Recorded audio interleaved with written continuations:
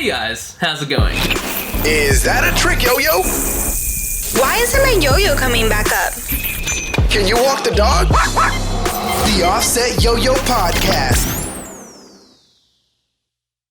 Hey guys, how's it going? So it has been a really long time since I've spoke on this podcast. This podcast has been something I've always enjoyed, but it's something I've neglected a little bit. And for those of you who see my YouTube posting schedule, it's kind of picking back up a little bit. So I thought as my YouTube time has been kind of expanded and allocated, I'd also dedicate more time to the podcast. So I'm psyched to be back behind the mic. And today's interview is with Thawhir Iqbal.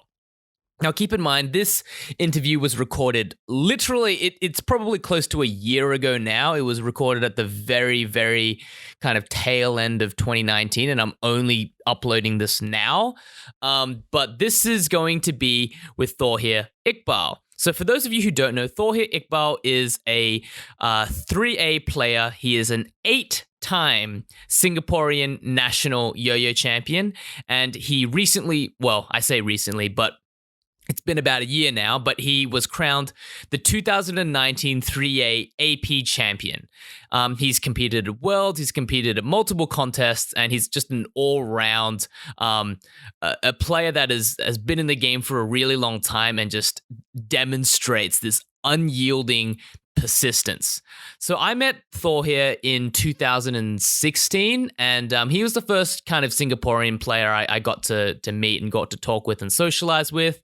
So I've been kind of close to his circle for a while now, and I really wanted to get his story onto this podcast because a lot of the times we see players who completely crush the competition a few years out of the gate. And while Thawhir has been, crowned the 3A Singaporean champion for a very long time, he has been gunning for the AP title for 8 years. And I thought that this was a super inspiring story about a guy who just doesn't give up, who has experienced his doubt with haters, everything in between, and he's made friends. He's become meticulous at everything yo-yo related. So I hope you guys enjoy my very in-depth conversation with Thawhir Iqbal. So Thawhir, welcome to the show. Hey, hi Brendan. It's a pleasure to be here. Yeah, dude, it's awesome to have you on, and especially as a player who has met you prior to you winning AP, I could have like a front row seat to just how hard you worked to get there. So yeah, I'm super excited to be having this conversation. Yeah, thank you so much. So I thought we'd start at the beginning, and this is always kind of a fun little talk. How did you get started into yo-yoing? How did I start? Okay, so I was back in 2006. I was like 8 years old. Yeah, so I was like at home just watching TV, and then like one day my mom just came home. She just brought me like a Fast 201 because back then there was like Ben McPhee, Steve Brown, and Johans. They were in Singapore for the Fast 201 race. So my mom just got me like a blue color Fast 201, and she was like, "Hey, there's a yo-yo craze going on. Like, you want to try it?" So I opened the box. There was like a trick list, and so she was like emphasizing to me about, there's this trick called Rock the Baby, so cool and stuff. So I was like, okay, like let me learn. And then like one day my mom just brought me to like the event where the yo-yo craze was occurring, and like in the end, like, yeah, I think I managed to learn like all the 10 basic tricks within like 2 weeks. Yeah, so I noticed that I learned this quite fast, and I just wanted to continue this. So I mean, eventually I like realized there's national yo-yo contests, there's Asia Pacific contests, and there's also world yo-yo contests. So like it started to make me learn like, hey, there's so many like contests out there, and it's not just in Singapore, it's like all around the world. So yeah, it's interesting experience. Dude, that's super cool actually. So you have your mom to thank for your yo-yoing ability now. That's super cool.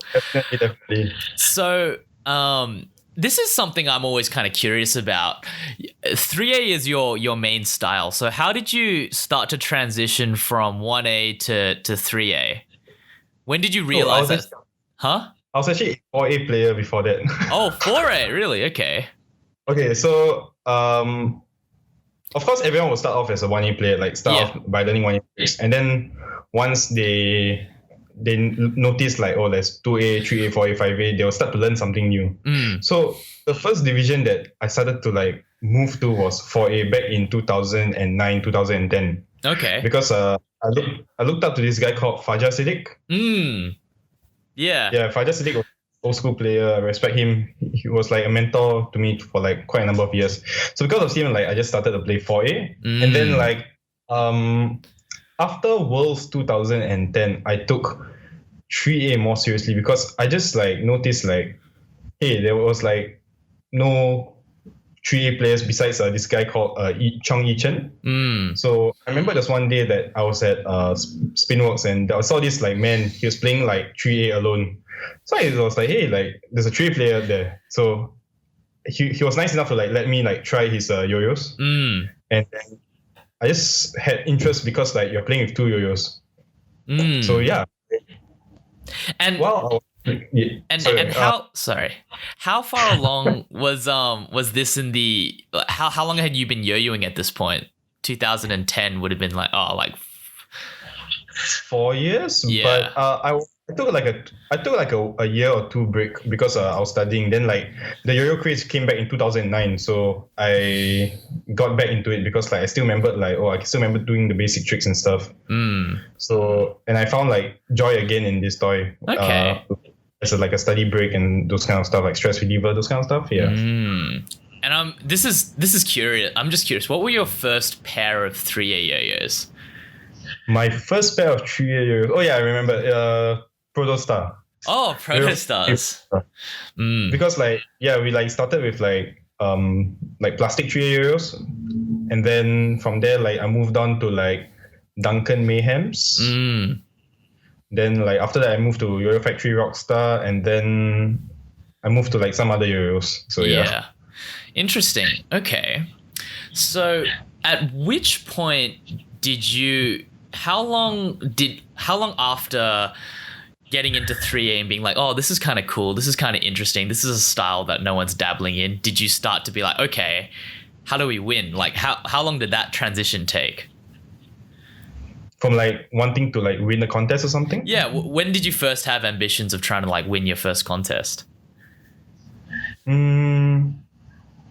I guess since I started. So okay, like I think I'm like I just wanted to like try 3A at like some regional contests, even though like I was the only one competing in my own division. And then it made me move on to like other like maybe like higher level contests. So like in fact like I competed at AP first instead of Singapore Nationals. Right. And I actually qualified for it. My first time competing 3A, which is in 2011, but I got last place. 2011. And I didn't even like practice anything at all because like, I wasn't even expecting anything. So it made me realize from then on, like, okay, I need to plan something. I had to like self-taught myself to like plan something and to like plan a freestyle and of course like create tricks. So that was like a very hard process, like trying to come up as much tricks as possible, whether it's like taken or like someone's trick or not back then, because like I only had like a like 1 or 2 years worth of experience and it's not really that much.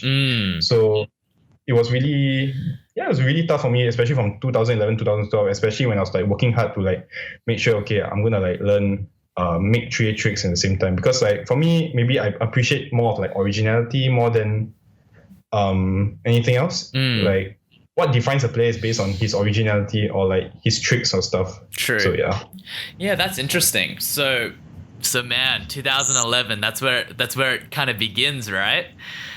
Yeah. So I want to talk about, and you know, this journey goes on a lot of twists and turns, but I want to start because everyone really knows how the story kind of evolves, but I want to talk about persistence. So you are probably like, if I was to like, if someone says like, who's the most persistent yo-yo player you know, I would probably be like Thawhir Iqbal. Thank you. You just keep coming back year after year. Like, I mean, how do you keep coming back year after year, setback after setback? What keeps you motivated to keep chasing the top? I guess like if you want something, then just go for it, and don't let anything or anyone bring you down. And eventually, there's always another year, and it's never the end unless you call it to be the end. So I guess first thing, very simple, never give up. Secondly, not everyone's going to be supportive of you. Yeah. So when not everyone's going to be supportive of you, right? And even if it comes to a point where you are alone and nobody's there to support you, you have to carry your own weight, because eventually you're doing it for yourself, not for other people. And when I want to win a contest, eventually I'll definitely credit the people who helped me so much and stuff, but I will also have to remember that you did it because you really wanted it, and you're not doing it for anyone else. Yeah, no, and I think like that is something that like you just intrinsically stand for, because the proof is there. Like you come back year after year. I have a question for you. So, okay, and this is just based off my experience. So I won ANYC pretty early on. I never really had the struggle of, I mean, I think I lost once, and then from then on I started to place. But then as soon as I started losing, I start to feel like, oh, okay, maybe my time's up. Maybe I'm not good enough. Maybe the other players are progressing at a faster rate. Maybe I can't beat them anymore. Do you have thoughts like that? Yeah, actually, like what you said was like almost exactly what I'll think currently before I first started. Yeah. So how do you get past those? Okay, so just now you were mentioning about, I'm not good enough. People are progressing harder. Yes, like this is what I'm being experiencing, because like, okay, like we just go back to a time where like from 2013 onwards. So yeah, there are definitely players who will stand up much better than me, and eventually, it's not really right to compare yourself to other people, but it's human to compare yourself with other people. Okay, yeah. And eventually you'll say, oh, like I'm not good enough. So that's why I like to emphasize that it's okay to be harsh towards yourself, but sometimes don't be too harsh towards yourself, because you can't control things that you can't control at times. And for me, what I can say is just focus like on yourself. Eventually, if you focus on others, like if you focus on other people, definitely like you won't really progress that much. So one thing that is like I have to focus on myself, and like focus like the fact that, okay, like I'm not I'm competing, but you're doing this for yourself. And it seems to always kind of come back to that.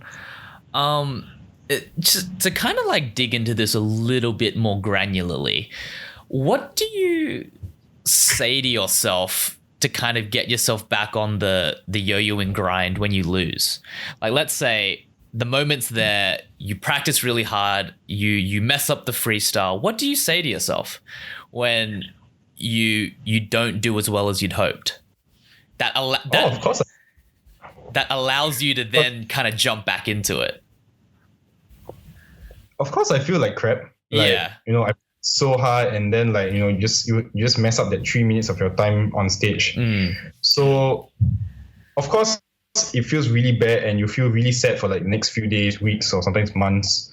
But eventually, it happens. So just move on and remember that. Okay, just remember the mistakes that you make on stage, or like the mistakes that you made before you went on stage. Like what you need to change.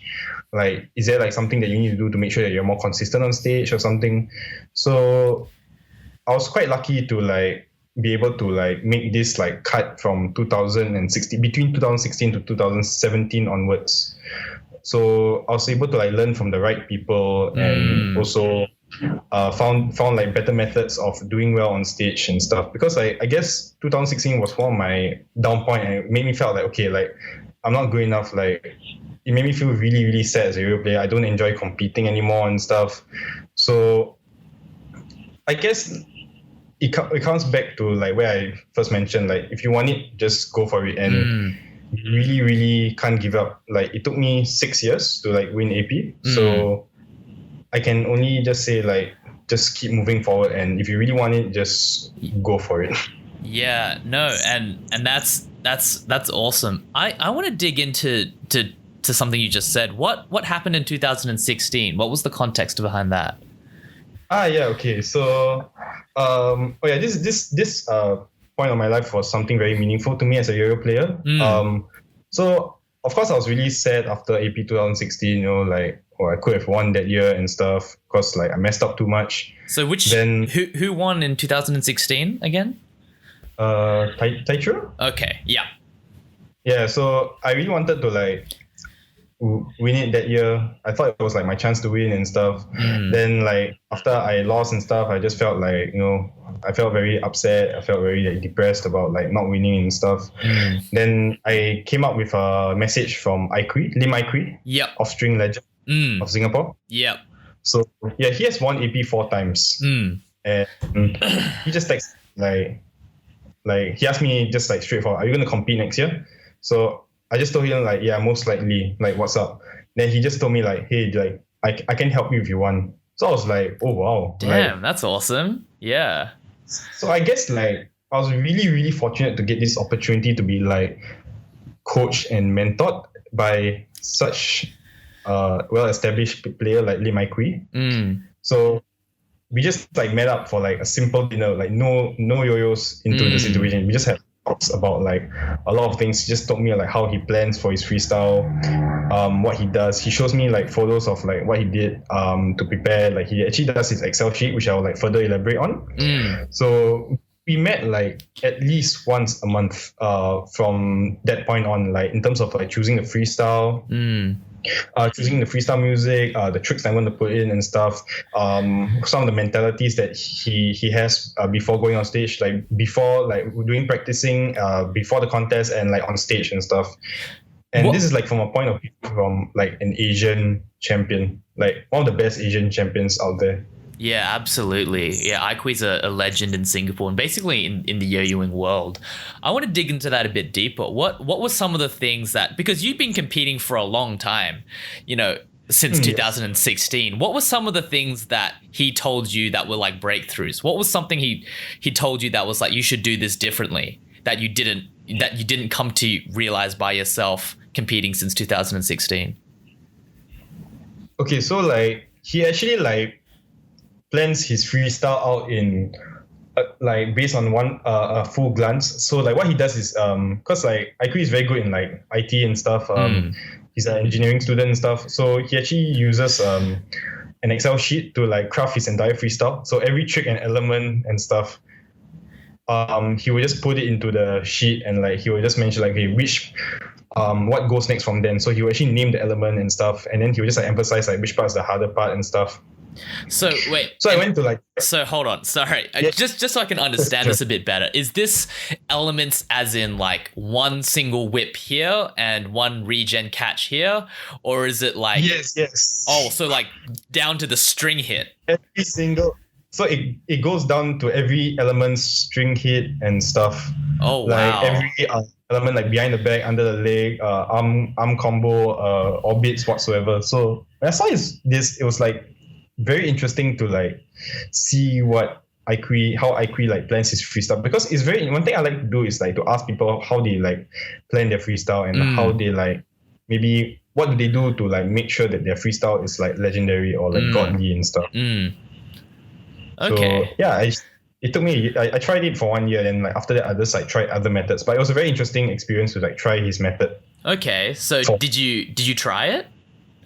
Yeah, I did for 2017 AP. And how did it work for you? Because I'd imagine with Offstring, there are less elements in the freestyle, whereas with 3A, there are a lot of things going on at the same time, right? Yeah. I was able to name it, like, you know, say, okay, this is what combo. Like, I'll just name it in like my own terms. Yeah. Like if the trick looks like weird, I'll just say, oh, like weird combo or whatsoever. Weird trick. So you did it by combo and element, not by or tricks. I'll do it based on like elements also. Okay. I just tried it as much as I can say, but I was just trying someone else's method for that year, and after that I had to try my own method from from then onwards. Was so yeah. was there a reason why you didn't keep using that method? Was it not very effective for you? It was effective for me, but I just felt that I wanted to like try something on my own and like come up my own ways and my own based on my own experiences. So I guess it was a good like short-term experience to like try other someone else's methods, because eventually I was actually like learning from like so many other people out there, and I just wanted to expand my diversity of knowledge, like as a yo-yo player, like on doing freestyles and also like and a lot of other things. So yeah, I would say it's a bad method, but it was just maybe I wanted to try something new. Okay. Yeah. Was there anything else? Iqui's a very methodical guy. Was there anything else he recommended that you didn't know, like space use or variation or anything that you just didn't think about in all your years of competing? I guess he just like taught me like some mentalities, like, you know, just remember that, you know, like you're a god on stage. So it was quite interesting because Iqui is basically like, I mean, like I would just say he's like a god in offstring, and it's kind of interesting that he has that mentality to like say, oh, like just imagine yourself as a god on stage, and also like. Yeah, that was the main thing that he said. Like, there's a lot of like minor details, but I would just have to emphasize that this was one of the main advice that he gave. What's a few more of the minor details, like in terms of mindset stuff? What was the main thing that, you know, what were some other little things? The little things, I guess it's also just like based on like when you're on stage, like try not to look at the audience while you're doing your tricks, unless like you're really confident. Like if let's say the trick is really difficult, like you don't necessarily have to do audience engagement like when you're on stage. Like maybe when you're not doing a trick, like you're just buying your yo-yo or stuff. I guess like when you look at other players, like there are some other players they can actually like look to the audience while doing their tricks. But I guess maybe it's just based on personal perspective, like don't necessarily have to. Yeah, no, that's an interesting point actually, because I've realized I've taken a look at my freestyles and the moments where I miss have always been like right after I've done a bit of stage, like a bit of crowd interaction, and then the next trick is I'm thrown off a little bit. So damn, that's a good one. Okay, dude, that was cool, and I was gonna come back to this, but I want to go back to the original arc, which was so 2016, and I want to kind of talk a bit more about how you learn from other yo-yo players. So you've mentioned Iqui, but then after that, you start to get like you're a very sociable guy in the yo-yoing world. You seem to know everyone. So you know well, I think so. Like you hang out with Takeshi, like you hang out with Polo. Like when I catch up with like most people around the world, half the time they've met Thawhir. Like, so did that interaction with Iqui make you a bit more open to reaching out to other players, or was that something you were already doing? I was already doing it. Okay. Like, I remember I was talking. Do you know Liu Monkey? 2016 Asia champion. Yep. So like when I saw Liu Monkey, right, when he received his first place trophy, I saw him crying. I was actually next to him before he went on stage. So it made me feel like, okay, I'm gonna be like that someday. Yeah, and he beat Shinji, right? Yeah. It was the year that he beat Shinji, and I actually had like a nice 15-minute talk with him, like about what he did and stuff.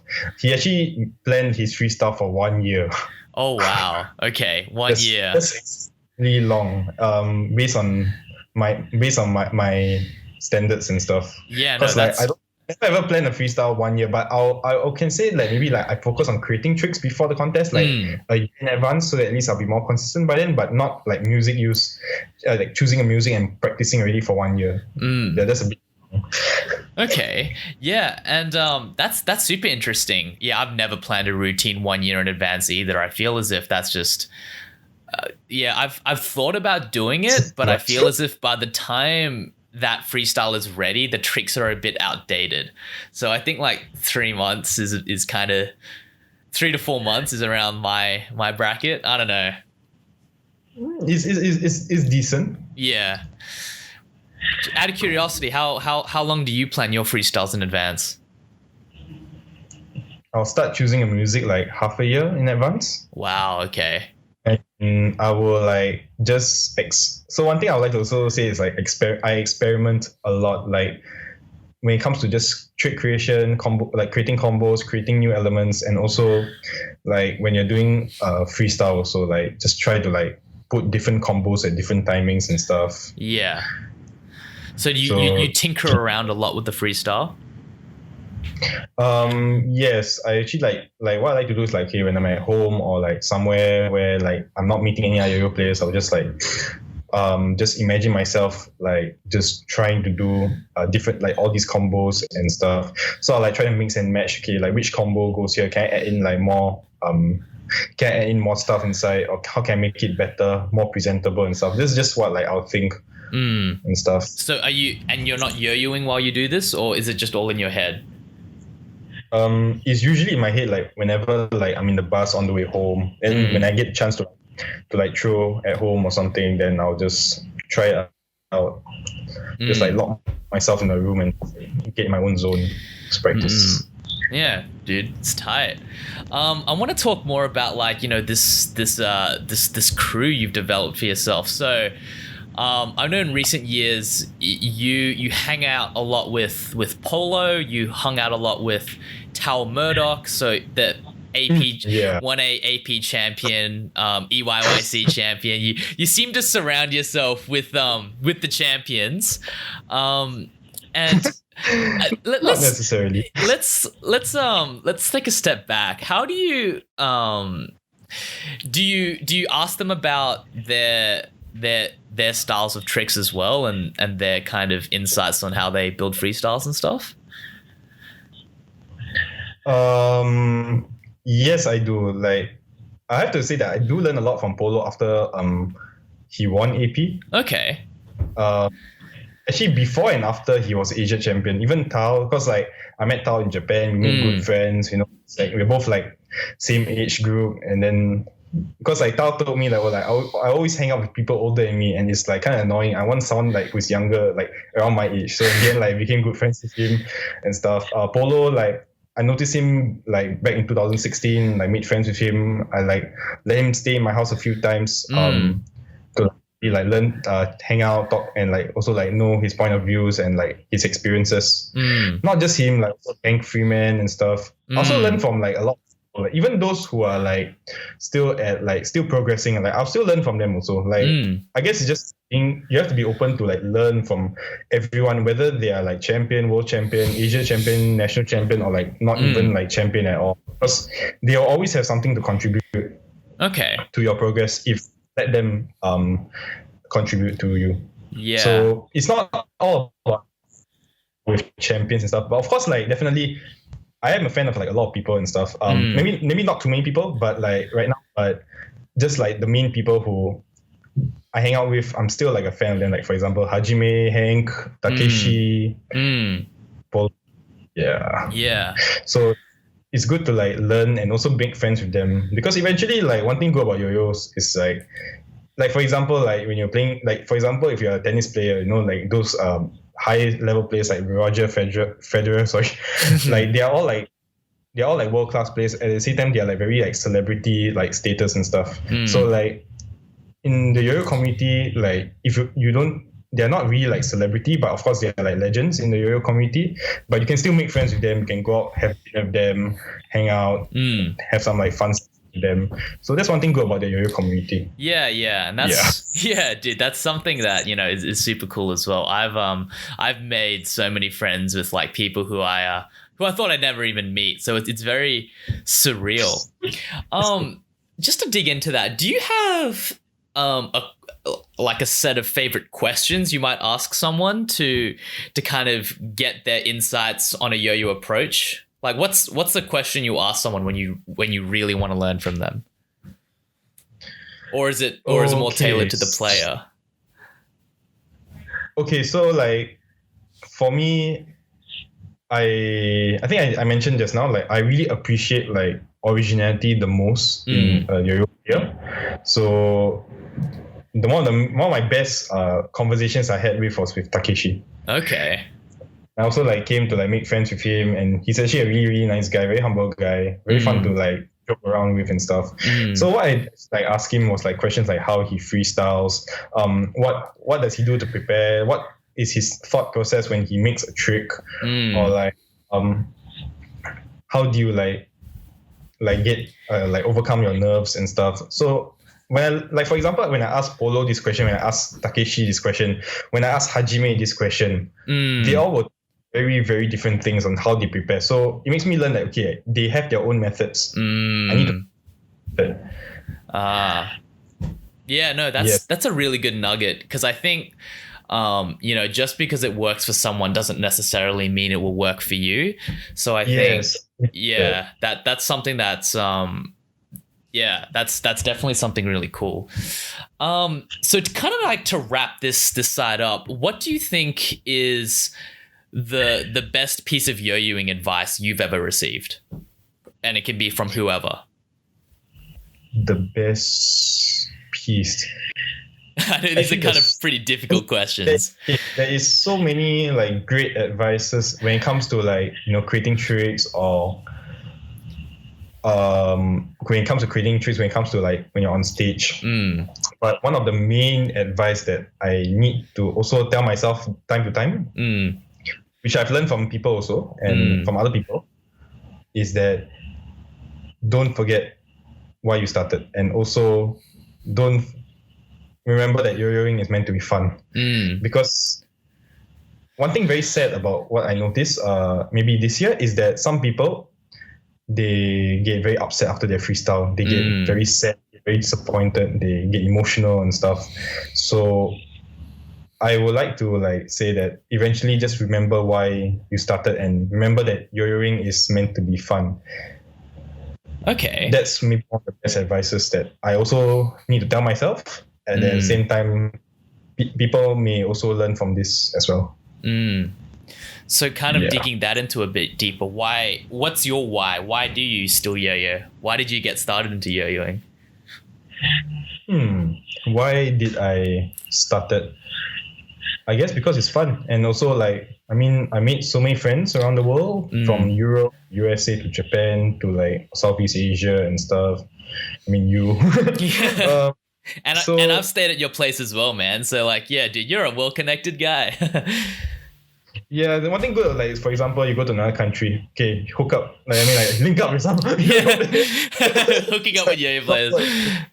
Like link up with like some yo-yo players and like hang out and stuff. Like experience like their community, hang out with their community. Try local food. Like it makes it more fun. Like for example, if I go to Japan, like I have a lot of people like meet up, to like hang out, have dinner, or like just chill, hang out sessions. Or if I go to like Thailand I can just meet Polo immediately. Or if I go to Vietnam, like some other players. Or one day if I go to USA, maybe like a certain amount of your players, like I can meet up with them and stuff. Yeah, something like that. And hit me up if you're ever in Australia, man. Yeah, I've been to Australia when I was like 4 years old, but I don't remember. Okay, yeah, no, dude, I think that's like really really potent kind of stuff. So my next question is kind of just going to take a segue from that. And I want to talk about, for lack of a better term, haters. And, sure. And I think this is something that every yo-yo player kind of has to deal with on some level. I mean, now in like the age of social media, everyone's got an opinion, so no one's ever happy with the guy who wins. And there's a lot of negativity out there. And I feel as if you have been a guy that has weathered the storm of negativity. Like you've come out on the other side. So how do you block out the haters? How do you keep going forward when everyone tells you that what you're doing is dumb or you're not going to be able to achieve, or they don't want you to achieve? How do you block that out? Yeah. I guess maybe what I can say for this is, if you want to prove them wrong, go ahead. If you want to block them off your mentality, you can do that too. there's many ways how you can like handle these people. You can either ignore them, or you can like go against them, you can fight with them, or, like can do any other thing, but like the main thing is just do it for yourself, and you're not doing it for them. Yeah. Like you can't control their mentality, you can't control their thinking, you can't control like things that you can't control. Like yeah, there's one time that like I remember like someone said, "Oh, I'm never gonna win AP." So yeah, it was kind of hurtful, but especially when I really want to win it. Yeah. But eventually, I didn't think about them when I was practicing. I didn't think about like all these people who like tried to bring me down. Because if I were to like listen to them or to like focus on them, it's gonna like ruin my well-being. Because eventually, I'm doing this for myself. So it's really, really common for like people to like generate haters. Some of the best players in the world also like they also get haters and stuff. Yeah. Like maybe they have their own ways of like ignoring them. But one thing I know is they just ignore them because eventually they do things on their own terms. And I also do things on my own terms. Okay. Do you make it a point to try and avoid people who I don't know, for lack of a better word, just don't support you? Like, do you try to actively avoid those people and instead hang out with people like Polo and Tal and Takeshi that do support you? Or do you kind of just brave the storm and jump into it and be you? Or do you audit your inner circle is basically what I'm trying to say. Do you avoid people who you know are like hating on you? You don't exactly have to avoid them, but eventually what I can say is just be nice to people. Yeah. Like, it's important. One thing I also learned is like really just be nice to people, especially when you're a Yo-Yo player. Whether you are well known, you're world famous, you're world class, or you're like just a nobody, just be nice to people. Yeah. Because like for example, when I'm on stage, people just cheer for me not because I have good tricks or like all that kind of stuff. They cheer for me because like friend to them or like kind of stuff. So eventually it's nice to be nice to people. Yeah. It's really important to be nice people. Even if they don't support you, right? You don't have to like be close to them and stuff, but I can just say be kind to them, because who knows, someday their mentality changes, or people they grow up and they'll just leave everything in the past, because we are still young and we will have a lot more to learn and to be more mature and stuff. Like I'm a young adult. I'll definitely say that I have a lot more to learn.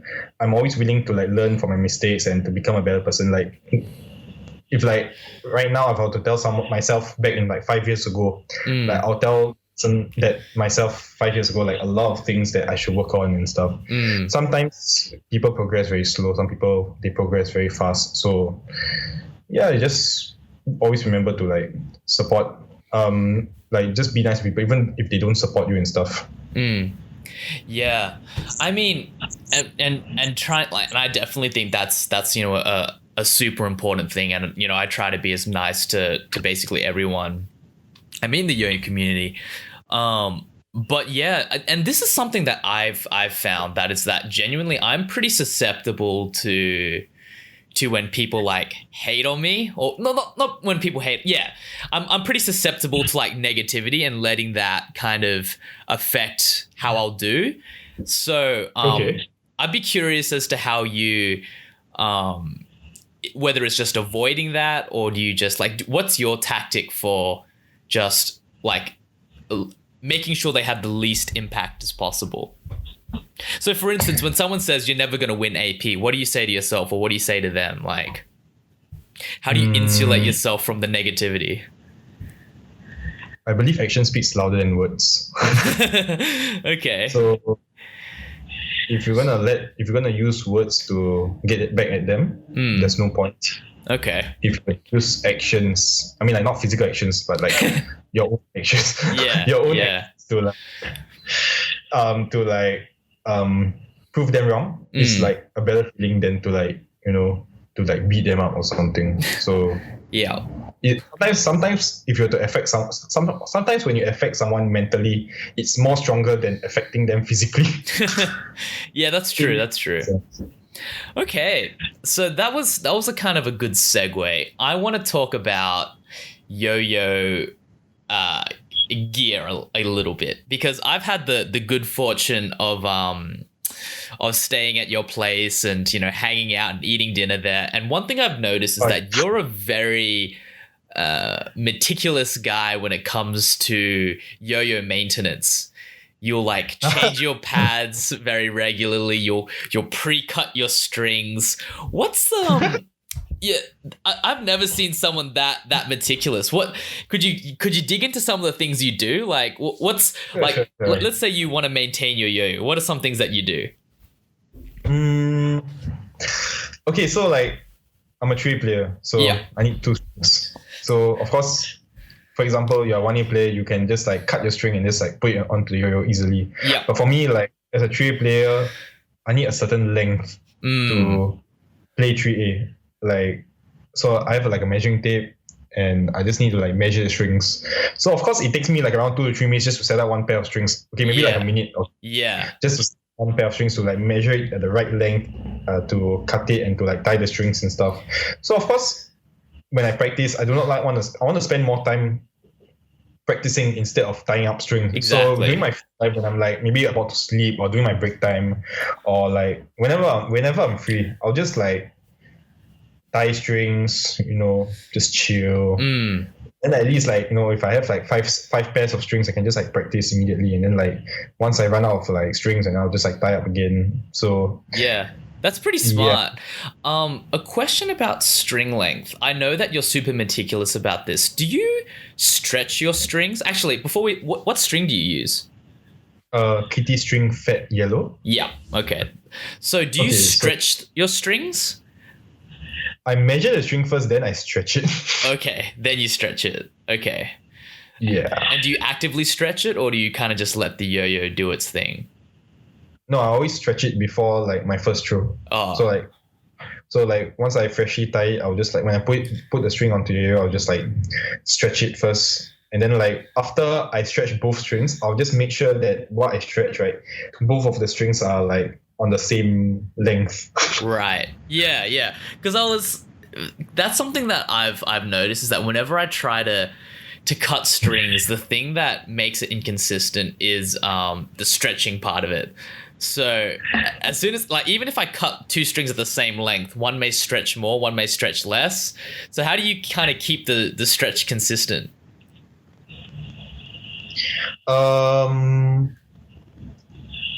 I guess okay, like to make sure it's consistent. Like for example, let's say one of the string is like maybe half an inch. I'll just like stretch the shorter one to make it a bit. Just stretch it more. Okay. Cool. Just stretch it longer. just pull it. What about this is something that I noticed from you. When you're changing pads, what you'll do is you'll scratch the inside bearing, not the bearing seat, but the pad seat. The pad seat, yeah. Why do you do that? Okay, so I learned this from someone, Hans Wong. Okay. Because back in 2017 when I just started using turning point yo-yos and stuff. So sometimes when I practice, like, you know, so have you ever experienced where the pad just comes off while you're practicing, then it gets annoying and stuff, right? Yeah. So I asked Hans about these kind of things when I was just like chilling at Spinworks one day. He just told me like you should scratch the inside of the pad seat and like ensure that there's friction. Because once there's like scratches inside, right, it actually like allows you to the pads will stick for a longer time. Right. So have you experienced the pad? So do you scratch it until how much do you have to scratch it? Just a little bit, or? Not too much, but just good enough, like to make sure there's enough friction. Like not too little, not too much. Okay, all right, that's interesting. I can show you a photo if you want. Yeah, it'd be cool to see a photo of that. Yeah, no.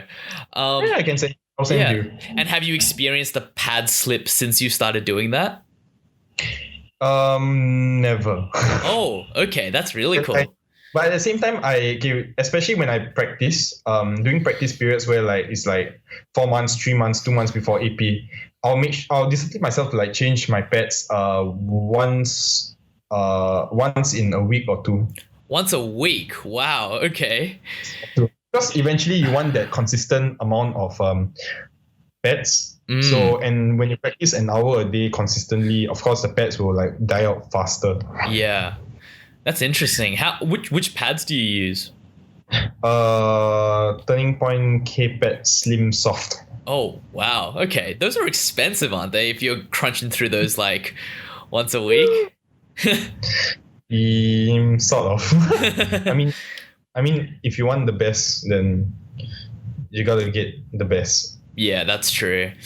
Yeah, in recent years, I've kind of skimped out on pads, and yeah, it has not done well.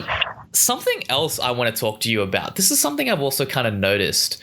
You seem to go into a very relaxed, or try to be in a very relaxed state before you go up and compete.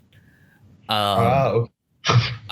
Do you have any pre-competition rituals or routines that you do before to get yourself in the zone? Yes, I do. Could you? Okay, firstly, of course, you have to relax.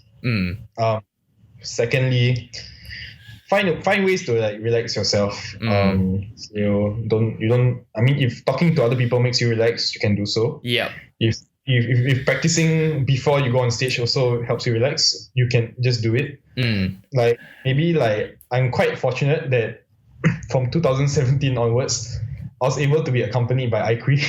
So like, because Aikui is a very sorry Aikui if you hear this, but yeah, Aikui is a that guy. So he will like, we talk very minimally, and like, I don't know, maybe just his presence makes me more like calm and stuff. Okay. No, dude, that's interesting. Yeah, no. And we also like do chat a little bit before I go on stage to make me feel like, hey, like we are all human. You just need to like relax to like, sometimes talking also relaxes yourself. So Aikui knows when to like talk, when not to talk, because there are, like, some other days just talk too much and stuff. Yeah. So like, yeah, if listening to like, I also do listen to like very relaxing music, like extremely relaxing music. Actually, like, yeah, it's on my playlist or something. Oh, we'll link those in the show notes. Just relaxing music. Yeah, just relax. It's actually just like one. It's actually just one music. No, that's good though. It kind of gets you in that groove. Yeah, it's in that relaxed zone and stuff. And how much do you practice before you're about like competition day? You're about to compete. I know some players practice a lot. Some players practice a little bit. What do you do? I practice a little bit on stage. Just get a feel of the stage. Like, it's also good when like you feel nervous on stage, because eventually you will feel nervous. So embrace the fact that, you know, you're nervous, and also remember like you're still human. It's almost, I think like very few players can not feel nervous on stage. But eventually, if you're not one of those few, just remember that find your ways to like relax and stuff. Like, even if your hands do shake on stage, like, I can say that there are even world champions out there who told me their hands do shake on stage. Yeah. Eventually, everyone's still human. Even if you're a world champion, Asia champion, whatsoever, your hands will shake somehow, or your legs will shake. Yeah. So it's just find ways to relax yourself. Everyone has different ways to relax themselves. Some people, they play video games before they relax. I saw someone playing video games one time. I forgot who. Then like some people, they just drink, or they just like drink water consistently. Maybe not too much, but okay. Yeah. Do you have anything weird that you do?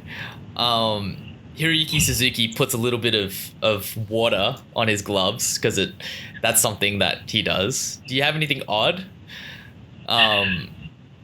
I guess maybe I wash my hands 2 minutes before I go on stage. Okay, that's interesting. And I guess maybe that's the weird thing. Well, no, yeah. that kind of works, right? Because like maybe I do have a little bit of sweaty palms, a little bit. So when I before I go on stage, I'll just like wash my hand, use a towel and stuff. Just make sure my hands are smooth, because eventually some people, you know, they mess up because their hands are not smooth. So yeah, I just do that. And I've noticed that that you carry like a little towel around with you. the day before that. That's interesting. Is it just a normal towel? Like anything special about it, or is it just there to dry your hands? It's just a small towel. And is that something you've always done, or is that something you've kind of just refined and done over the years and it's like convenient? I just use it recently because like I got a towel. Then like I noticed like when I use a towel to like dry my hands or like to keep it smooth, the texture or the material of it allows it to make it smooth. But I'm not the only player that uses towel. I guess there's a lot of players out there that uses a towel to like keep their hands smooth. Yeah, it's a general thing. And actually, that's something I've kind of realized as well, is that I don't bring a towel. So okay. I'm at like the shopping mall and I'm using those like Dyson hand dryers, and it's not as smooth as if you like rub your hand with the towel. So maybe that's something I'll incorporate. Yeah, I mean, eventually just try new things. Who knows? I'll be doing different things next year at AP or Worlds or something. Yeah, so yeah. I use the hand dryer and also the towel. Like I know of one Jiho, the Korean champion.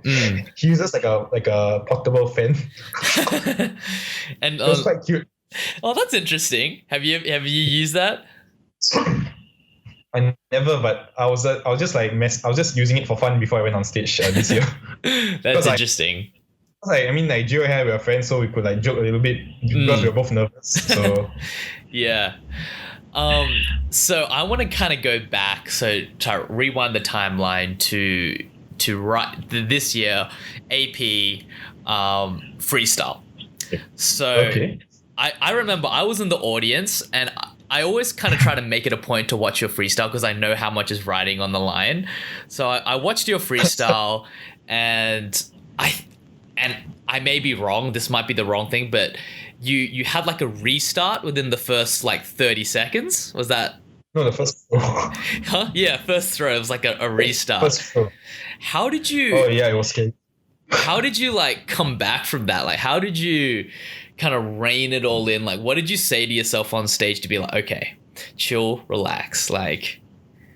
Okay, so I was actually really chill before I started the first trick. Yeah. But when I made the first throw, I was like, okay, I'm very consistent in the first throw because the first throw is like a sudden kink, like a throw to the double, like a kink mount. Yeah. So of course that's quite risky, but I was actually quite consistent in it for some. But just on that time, I just had a restart on that first part, so I was like, shit. So I was like on a very personal level, I was very sad. Yeah. I was sad on the inside, but at the same time, you have to move on. Yeah. And like I was quite lucky to be able to recover really fast from that and to hit almost everything. Like actually I just missed like 3 seconds worth of content for that first two tricks. I think I missed around 3 seconds worth of content. So I was quite lucky to be able to recover fast and to be able to chill, because eventually I was quite chill still. Yeah. I was still sad. I was still chill. Yeah, no. And I definitely think that like you held it together and you did kind of like hold your composure. So that was solid. And then so then after that freestyle, did you were you expecting to win? Oh, I was so sad right after my freestyle. Like I felt like crying, but like I had to be professional at the same time. So yes, I was so sad to the point where like, okay, I felt like just like shit. Like, okay, I'm not gonna win. Am I gonna win AP this year?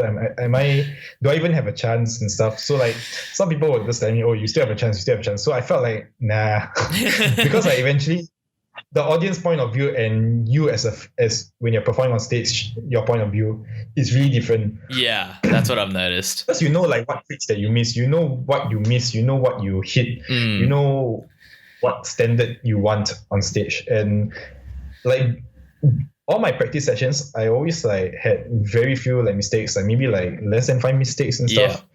So like this regarding the restarts and the discard and stuff, like I was generally clean, but I wasn't satisfied with it. So definitely one of my goals in the future is to hit a freestyle to my standards and to my expectations. But yeah, it was a really, I couldn't sleep that night after the freestyle. I think I slept for like 2 hours. Oh wow. No, I was really, really sad because like, that you know how much I wanted to win this contest, especially like how many years and like collecting bronze and silver trophies and stuff. Yeah. So I was like, okay, another bronze or silver trophy to my collection and stuff. Dude, like I remember I was there and like I remember you posted a post on your Instagram, and it was literally like all of the bronze and silver trophies that you'd accumulated, and I was just like, man, that was inspiring. So then, fast forward a day, and the after 2 hours of sleep, you're ready to lose. You're like, all right, another year of doing this, and then, man, I just want you to describe it. What was it like when it finally happened? Okay, so like before I went on stage, I was like, okay, maybe there's some hope. Okay, Yeah. like there was just some hope, And when I went on stage, right, I was like, okay, like I'm very nervous, but don't expect too much. So they announced the third place guy, and then they announced the second place. So when they announced the second place guy, I was like, wait, what? Like, I was like, I couldn't move for like a few seconds. I was really stunned to like, or like maybe I got fourth place or something. I don't know. And I remember I was in the audience. You were just like, whoa, wait, what? And like, honestly, like that was one of my most messed up freestyles, like compared to like other freestyles. Because like I had a high major deductions, like 5, 2 restarts, 1 discard. So like 2 plus 3, 5. Yeah. And like, that was like the least expected time that I would expect to win. So during the second place, I was like, all that journey and like just everything went into my head. Like from when I first told myself I want to become Asia champion back in like 2012, 11 around there. And like all the years of failure, disappointment, blood, sweat, and literally tears. And it was really, it felt really, really like, just that moment, like everything just starts to reminisce and stuff within like less than a minute before they announced my name. So yeah, it was really a great moment to show that, I didn't give up. Yeah. And this is something I'm curious about. Was the moment as magical and life-changing as you thought it would be, or was it like, okay, now on to the next thing? Oh, it felt really great. I won't say magical, but I would just say that it was really like an experience that I'll never forget. Like maybe one thing I learned from this experience at this year's EP is that sometimes what you really want in life, or like what you really work hard for, they come during the least expected of times. Yeah. Yeah, no, dude, that was inspiring, because I was there. My first AP was 2015. So I think either 15 or so 15. So yeah, man, I was there, and I saw you kind of come in second place all those years, and like, coming back year after year after all those setbacks, and like when you finally won, I was like, man, he did it. Like there were a lot of players who didn't think it was going to happen, and man, you did it. Yeah, the best part is like everyone was like so supportive and stuff. Like it made me feel like, oh, like the community really supports it and stuff. Because like some people, when they win a contest, they're not happy when that person wins. Yeah. So I was quite happy when people were happy that I won this year and stuff. So, and then like it was more like nicer when so many people, like all the like the top standard players, and also like the young kids, all were like congratulating me from everywhere. It was really, really a great experience.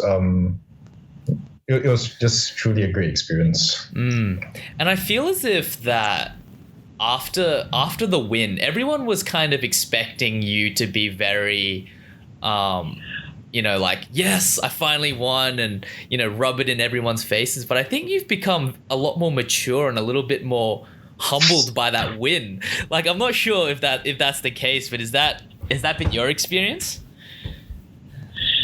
I mean, I don't see the point of rubbing it to anyone's faces, because eventually I did it for myself, and like it's not right to like get back at other people, or like to put people down and stuff. Like if you want to like put people down for a legitimate reason, like you want to help them, or like don't do it because like you want to see them suffer and stuff. I don't believe in making people suffer, but I believe if you want to be harsh to people, do it because like you want them to learn, or you care about them.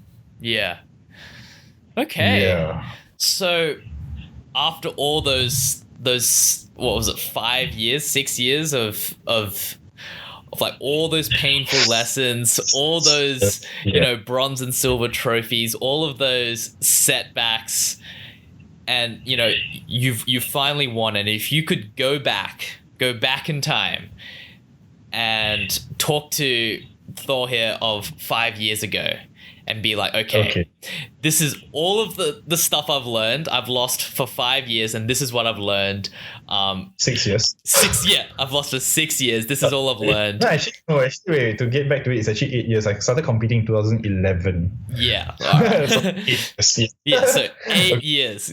Wind the clocks back 8 years. What advice would you give yourself going into it to try and do it faster, or to keep on the track? What advice would you tell your previous self that you now know that you didn't know back then?